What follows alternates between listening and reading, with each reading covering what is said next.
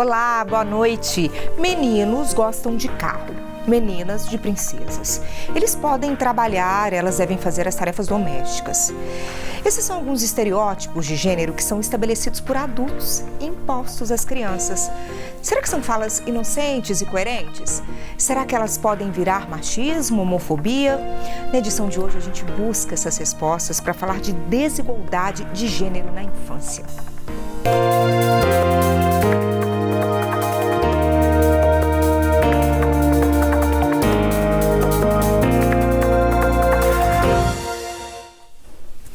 Apesar de ser um tema mais discutido hoje em dia, a desigualdade de gênero continua sendo um tabu para muitos pais, principalmente para lidar com o tema na infância.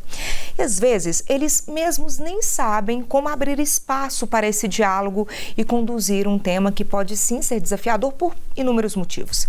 E aí, para nos ajudar, nós recebemos hoje a Dalcira Ferrão. Ela é psicóloga clínica e social e militante LGBTQIA+. E a Mariana Lacerda, ela é terapeuta ocupacional, doutora em saúde da criança e do adolescente e educadora parental. Mariana, boa noite para você. Dalcira, boa noite. Sejam muito bem-vindas ao Opinião Minas. Tudo bem? Tudo bem. Gente, vamos tratar de um tema aqui que às vezes pode ser delicado para alguns pais, um tema que a gente discute mais, mas que não deixa de ser um tabu ainda dentro de casa, com muitas famílias. Quando a gente faz essa separação com as crianças, meio que a gente impõe isso de menina, brinca de boneca, gosta de princesa, o menino é de carrinho, e homem trabalha fora, mulher trabalha no lar. Essas questões que vêm muito com a gente culturalmente. O que elas podem trazer de consequências quando ditas bem na infância das crianças? Vamos lá? Primeiramente, Érica, percebo que é importante a gente estar tratando esse tema, é um tema extremamente atual. E eu brinco que quando você vai trazendo esses exemplos, né, que brincadeiras não têm gênero, né? Mas ao mesmo tempo a gente percebe o quanto que esses ensinamentos e aprendizagens são repassados, né, de geração para geração, socio-historicamente aí colocados. Essas imposições de gênero, em geral, elas podem gerar bastante sofrimentos, principalmente para aquelas crianças e adolescentes que não se adequam a essas características ou a esses comportamentos que são impostos, em geral, pelos pais, nas escolas, pelos educadores. Então, acho que a gente precisa ainda ter bastante cuidado em como a gente reforça ou amplia essa conversa com as crianças e adolescentes, né, nessa liberdade dessas expressões do ser e de existir, porque isso acaba impactando aí na parte emocional também, né? É verdade. Eu acho tão interessante, assim, eu convivo com muitas crianças e eu tenho 2 filhos pequenos, um de 4 anos e outro que está fazendo 1 ano agora. Então, o tempo todo a gente vê, né, as crianças, elas trazem para a gente o questionamento que a gente deveria fazer. Então, há poucos dias atrás, o meu filho falou: mamãe, por que só menina usa laço? Olha que interessante, né? São dois meninos. De 4 e um de 2. Exato. E um de 4 e um de 1 ano. E aí, a gente foi conversando sobre isso, e eu que já, né, tô nesse caminho e desejo, tenho 2 filhos, meninos, homens, então eu quero ampliar a visão deles, né, sobre isso. E aí a gente foi conversando sobre, olha, às vezes a gente vê o laço na cabeça, socialmente foi construído, né, assim, hoje a gente vê em mulheres, mas vamos ver foto de homens usando laços lá atrás, na roupa, né, reis, outras referências. Gravata borboleta, ela não é um laço? É feita por um laço, né? Um cinto de um judoca, por exemplo, não tem um laço? Então eu fui ampliando o repertório para ele do que seria esse laço, né? E por que talvez algumas pessoas falam que é só de menina, né? Mas então, assim, eu acho que a gente, quando a criança ela não tem essa experiência de poder questionar, de poder vivenciar outras realidades que não essas que foram construídas socialmente, tidas como para meninos e para meninas, ela amplia o repertório dela, não só em relação a ela mesma, mas em relação ao mundo. É verdade. Quer complementar? Pode falar. Quero. Nesse sentido, acho que é muito importante o que a Mariana está trazendo, porque eu falo que a gente precisa mostrar mais em atitudes do que necessariamente só do que a gente fala, né? As crianças e adolescentes se espelham muito nesse lugar do que elas veem. Então, perceber papéis de gêneros mais ampliados, as atividades em casa, por exemplo, sendo compartilhadas entre o pai, entre a mãe, né? Entre as pessoas que moram lá, isso já ajuda a construção de um olhar diferente sobre essa rigidez desses comportamentos. Né? Mas veja só, no caso a Mariana está trazendo pra gente esse exemplo que ela tem 2 meninos, um menino de 4, outro menino de 1 ano. Aí no caso dela são 2 meninos em casa. Quando a gente pensa nessa educação com meninos e com irmãos, talvez se ela tivesse um menino e uma menina, seria diferente dentro do lar dela, por exemplo? Vocês acreditam que seria diferente? Essa forma do educar, do ensinar essa diferença, das tarefas divididas, por exemplo, que você citou agora. Sim. Na casa da Mariana deve ser de uma forma, em outra casa, onde você tem um menino e uma menina, ou 2 meninas, seria diferente? Eu acho que parte muito desse espelhamento, assim, né? Do que as crianças veem em casa. Então, como que né, se é um casal hétero, como que eles dividem, então, essas tarefas, né, como que essas tarefas são compartilhadas, o que essas crianças veem, né, o homem e a mulher fazendo ali, vai desconstruindo isso, né, a partir do momento em que a gente tem um casal que trabalha mais em parceria, né, que tem uma dinâmica familiar mais parceira na divisão das tarefas, nos cuidados com os filhos, né? Então eu posso dizer, por exemplo, que talvez os meus filhos, eles não saberiam dizer assim, lavar a louça é uma coisa de mulher, porque eles veem o pai fazendo isso o tempo todo, né? Então depende do que as crianças estão vendo, né, Dalcírio? Eu acho que a gente ainda tende a perceber essas rigidez, né, esse estereótipo de gênero sendo ainda colocado, reforçado, né, socialmente falando, né, na nossa cultura, mas percebo também que algumas mudanças já vêm acontecendo.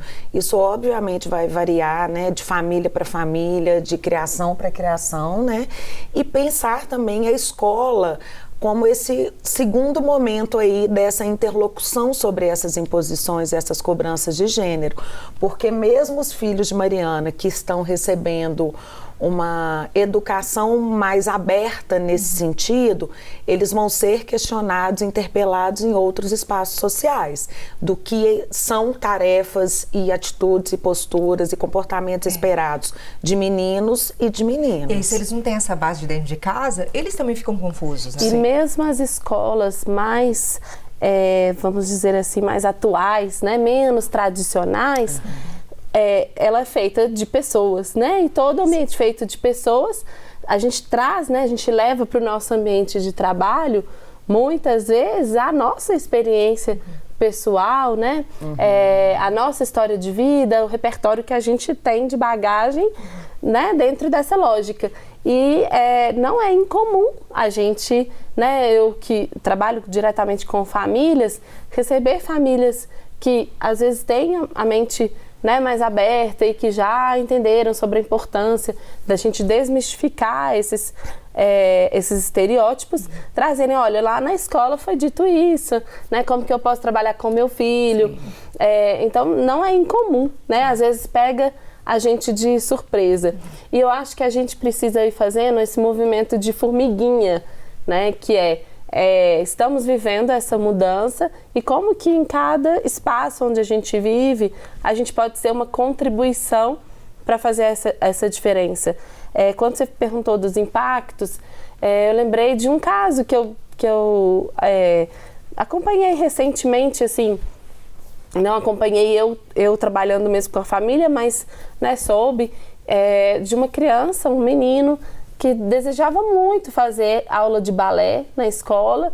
Ele estava sempre vendo, né, no final da aula, as meninas indo para a aula de balé e a família não permitiu que ele fosse, impôs à escola que a escola precisava dizer que ele não poderia ir à aula, de balé, e isso estava gerando uma ansiedade muito grande nele, né? Então, a ansiedade, essa pressão, esse senso de não pertencimento, senso de eu não me encaixo, tem alguma coisa inadequada comigo, né? em mim, né? Culpa na própria pessoa. Exatamente, né? Porque eu não sou aquilo ali, né, que se espera, eu não estou agindo da forma como espera, eu gosto de uma coisa que é errado gostar, né? Então esse senso de inadequação, ele atrapalha muito a criança numa fase extremamente sensível para a construção da autoestima dela. E leva para a adolescência, para a vida adulta, a gente sabe muito bem disso. Mas veja bem, quando os pais, por exemplo, os adultos nós, reforçamos essas divisões com as crianças, às vezes o menino tá ali querendo brincar com salto, isso é muito comum, né, gente? Brincar com o salto da mãe e tudo mais, o menino ou menina querendo... E eles fazem essas divisões, os pais, vocês acreditam que falta também uma orientação, uma educação de desigualdade de gênero, de diversidade também para os pais? Ou a gente, na verdade, pode ter os dois, né? Pais que reforçam por livre e espontânea consciência uma cultura que é machista, que segrega, que é preconceituosa. O que vocês acreditam pela experiência que vocês têm lidando com as famílias, gente? Eu vejo que assim, não tem manual de ser mãe e de ser pai, né? Acho que esses papéis sociais também vão sendo construídos e aprendidos na medida que vai acontecendo, né? Na medida que eles vão acontecendo. É muito comum na primeira infância ter esse período exploratório, né, da fantasia, do brincar, do experimentar os papéis sociais a partir da brincadeira. Então, exercitar essa exploração orientada, né, eu acho que a função dos pais e da escola nesse sentido é nessa orientação sobre esses lugares, o que é possível, o que é adequado para aquelas idades, né, mas deixar, né, essa liberdade desse conhecer e de entender esses lugares. Quando Mariana está trazendo essa questão da inadequação, me traz muito esse sentimento de não pertencimento e como que isso realmente pode gerar situações de conflito na medida em que essas crianças e adolescentes percebam-se diferentes, percebam querendo coisas diferentes, agindo de maneiras diferentes. E isso quando a gente ainda fala de crianças, mas pensando já na entrada na adolescência, isso pode ter impactos bem significativos, na medida que a gente percebe expressões, né, de pertencimentos de grupos, na medida que a gente vê essa aproximação aí das vivências das sexualidades, da própria construções aí de gêneros também. Então, aquelas pessoas que porventura vão se percebendo nas diferenças, elas começam a lidar com algumas questões de conflitos, de não pertencer a essa hegemonia, né? Eu fico pensando que ainda nos chama muita atenção quando a gente está fora dessa caixa, né? Então, coisas que deveriam ser tidas como naturais. Mais um exemplo da minha casa, né? Meu filho a gente foi escolher um presente de aniversário para uma amiguinha dele da turma e a gente sempre fala com ele, olha, né, escolhe o que você acha que ela ia gostar. E aí ele escolheu um conjunto lá de carros, de pista de carros, né? Quando você chega numa loja de brinquedos, a primeira pergunta que os atendentes fazem é presente de menino ou de menina? Eu costumo responder, é presente de criança. Né? Então, assim, às vezes é desconfortável, mas a gente precisa fazer esse movimento. E aí ele escolheu, a gente, né, bancou isso, ótimo, que legal, acho que ela deve gostar mesmo. A menina amou. Os pais escreveram mensagem pra gente, falaram, gente, que legal, foi o único presente fora da caixinha que ela recebeu e ela tá adorando. E se a gente for fazer uma enquete aqui, né, assim, entre nós mulheres, quantas de nós não dirigimos, adoramos carro, né? Temos interesse por isso. Então, assim, por que restringir interesses, né, que vão ajudar a criança a desenvolver habilidades que são importantes para ela, tanto na infância, e que vão ter a ver com questões da vida adulta dela, né? Na verdade, acho que é não restringir tarefas e funções a um gênero, né? Experiências, né? Exatamente. Até porque a vida adulta mostra outra realidade pra gente, Exato, não mostra? sim. Principalmente pra gente que é mulher. E nós vamos falar sobre isso daqui a pouquinho, depois do intervalo. E a gente quer saber também o seguinte, essa divisão, essas separações que a gente faz, essas caixinhas, estereótipos que a gente impõe às crianças, será que eles contribuem para agressividade, para machismo, para preconceito no futuro, que pode ser bem próximo? Daqui a pouquinho a gente volta.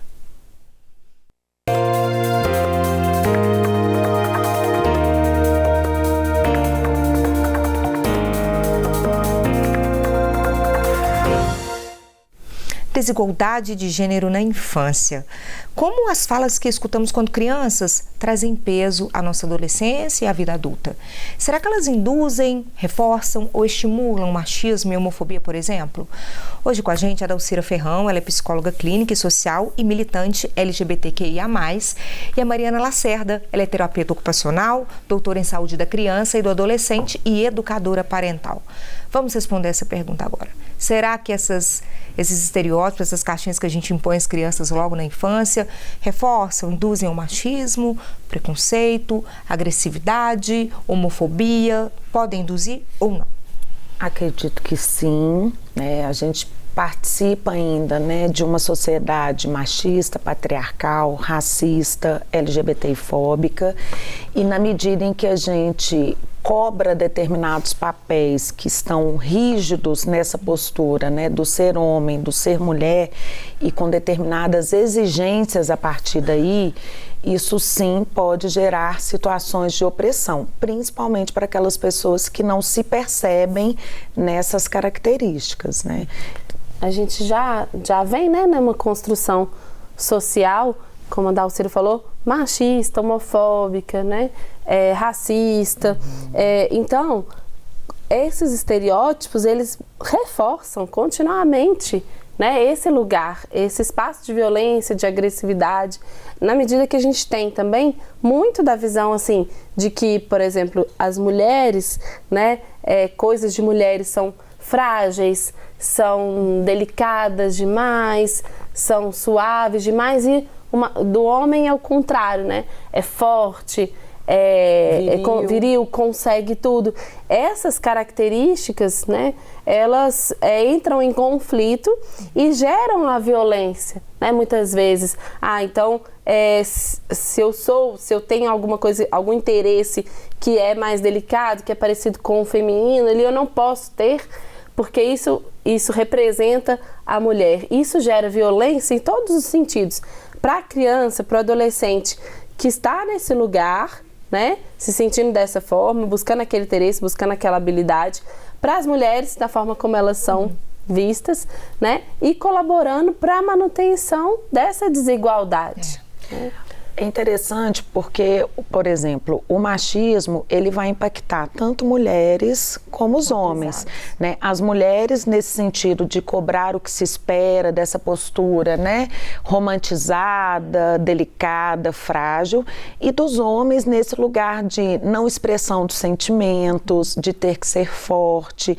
Então, acho que nesse sentido cobre-se também dessa masculinidade uma postura que nem sempre abarca as humanidades, né? Porque eu falo que expressar sentimentos é do ser humano, não necessariamente só das mulheres e restrito aos homens. Gente, ainda que a gente tenha diferenças biológicas, físicas, de força física mesmo, é diferente a mulher com o homem, a gente tem uma biologia diferente, um biótipo diferente, a gente é diferente na nossa estrutura mesmo, na nossa formação mesmo. Mas, por exemplo, aquela história que eu até falei no início do programa, de que os meninos trabalham fora, as meninas trabalham em casa, a gente vai para a realidade, hoje a gente vê que isso não é verdade. E talvez a gente pode dizer que a mulher seja a maior vítima dessas divisões e separações todas. Afinal de contas, a gente tem aqui, hoje aqui no nosso país, as mulheres, elas trabalham em média 7,5 horas, 7 horas e meia a mais que os homens por semana, por conta da jornada dupla a qual elas estão expostas. Então a gente pode dizer que nós somos as maiores vítimas dessas divisões aí, desses estereótipos. Com certeza, né? Além de sermos a população que mais sofre violência, né? A agressão física, verbal, diferenças salariais, né? as mulheres, por exemplo, elas perdem espaço de trabalho após a maternidade. Então, uma série de desigualdades que não correspondem, inclusive, à nossa biologia, né? Assim, e que desrespeitam muitas vezes os momentos de cada um, né? Então, a mulher, por exemplo, depois, né, da maternidade, ela passa por diversos processos cognitivos, psicossociais, né? E nesse momento que ela deveria ser mais apoiada, é o momento que ela é mais mandada embora do trabalho, enquanto a gente já tem lei para isso. Mas é uma outra, né, um outro aspecto.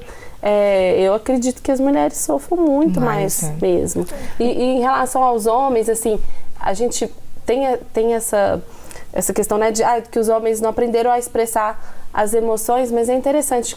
Os homens, eles foram muito mais permitidos a expressar a raiva, por exemplo, do que as mulheres, né? Aos homens cabe a violência e às mulheres não, né? Você sai daquele lugar da boazinha, né? E aí, então assim, o machismo, ele interfere mesmo, né, na relação do homem com as emoções dele, mas também, né, muito forte para as mulheres. A gente está falando, por exemplo, de mercado, de trabalho, que a gente trabalha mais e tudo mais. Olha só, a gente tem muitas empresas que levantam a bandeira da diversidade, muitas porque aquilo faz parte mesmo da cultura, da prática das empresas. Outras a gente sabe que pega bandeira, pega carona nessa bandeira para poder ficar bem aí na fita, não é mesmo? E aí, quando a gente pensa em trazer esses temas para dentro da empresa também, não é só uma mudança de marca, como você disse no brinquedo ali, né? Colocar uma cor aqui, outra ali, para falar que é diverso, mas é colocar isso dentro no dia a dia mesmo, na cultura mesmo. Com toda certeza, Érica. Assim, a gente acaba de sair do mês de junho, né? O mês do orgulho LGBTQIA+. A gente vê várias empresas se posicionando, né, diante do tema diversidades, mas qual que é esse impacto interno desses espaços, desses locais, né, nessas relações de trabalho, das pessoas que ocupam os lugares de poder? Então, quando a gente está aqui pensando desigualdade de gênero, seja nesse aspecto entre mulheres e homens, seja nesse aspecto entre heteronormatividade e relações não hétero, a gente ainda percebe que essa desigualdade ainda está posta. A gente ainda se surpreende ao perceber mulheres pretas ocupando lugares de liderança, lugares de poder, lugares de visibilidade. Então, esse marketing adequado aí nesses períodos de datas específicas, né? O Dia da Mulher, Dia dos Pais, né? Viram-se datas comerciais, mas que não necessariamente estão traduzindo essa mudança na prática. É importante esses posicionamentos, eu acho que já diz e sinaliza dessa mudança social que está em curso, mas a gente ainda precisa muito avançar e olhar mesmo mais a fundo, né? Mais para dentro, porque está por trás disso também, né? É verdade. Bom, gente, a gente está chegando aqui no finalzinho do programa. Eu queria que as duas trouxessem orientações para quem está acompanhando a gente, nosso telespectador, que são pais, lidam com crianças, ou pai de 2 meninos, ou de 2 meninas, ou de um casal, ou de mais filhos dentro de casa. Existem orientações que são comuns a todos os pais nessa educação para falar sobre, né, desigualdade de gênero ainda com a criança? Vou começar com você, Mariana. Acho que a base de tudo é o respeito, né? Toda criança, ela precisa se sentir aceita, amada e importante. É uma necessidade básica do ser humano, né? E aí isso deveria ser a única regra pra gente. A mais importante. A mais importante. E a partir do momento, então, que as crianças trazem pra gente interesses, curiosidades, né? Buscas internas e externas, relacionadas ao brincar, ao vestir, à prática de esportes, às interações, né, com o mundo. A gente deveria, né, ouvir as crianças, a gente deveria acolher o que elas estão trazendo para a gente, entendendo que elas estão nesse processo de descoberta, de curiosidade, e que todas essas experiências vão contribuir, né, para a formação dela como ser humano, em primeiro lugar. Então, acho que essa é a orientação que eu posso trazer, assim, né? Quando a sua criança trouxer um interesse, uma busca, uma curiosidade, acolha, né? Se posicione ali interessado, escute a criança, interesse pelo que ela tem interesse também, amplie o seu olhar. As crianças, elas nos convidam a fazer esse exercício. A gente não precisa estar pronto, como o Dalcílio muito bem falou, né? A gente não tem um manual. Então, eu não preciso estar pronto, não preciso saber de tudo. Mas a criança me dá a oportunidade, eu vou atrás junto com ela. É verdade, é uma oportunidade para a gente, enquanto adulto, também se desenvolver, não é mesmo? E você, Dalcílio? Concordo, Mariana. Acho que assim, a oportunidade aí, né, de ser mãe, de ser pai, de estar próximo de crianças, né, como familiares ou como educadores, é a oportunidade também do diálogo e do aprender junto. Então, acho que muitas vezes perguntas que chegam, né, curiosidades que chegam, às vezes até assustam, porque os adultos nem sempre vão ter aquela resposta pronta do como se posicionar sobre isso.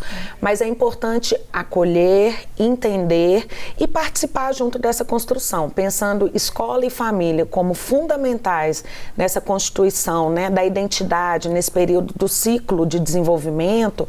É essencial que sejam e ocupem esse lugar de orientação, de cuidado e ampliando aí esse olhar sobre os gêneros, né, porque temos uma multiplicidade aí de possibilidades de gêneros. E é um papel de todos nós, é isso que você disse, da escola, das famílias, de toda a sociedade, não é mesmo? A mudança depende da gente, né? Exato, isso, e era nesse sentido que eu ia complementar.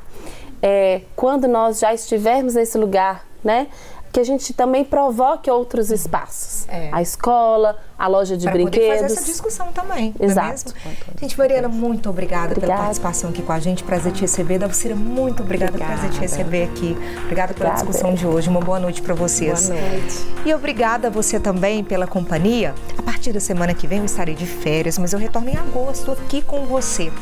Enquanto isso, as nossas edições continuam especiais às segundas, com Opinião Minas Debate ao vivo.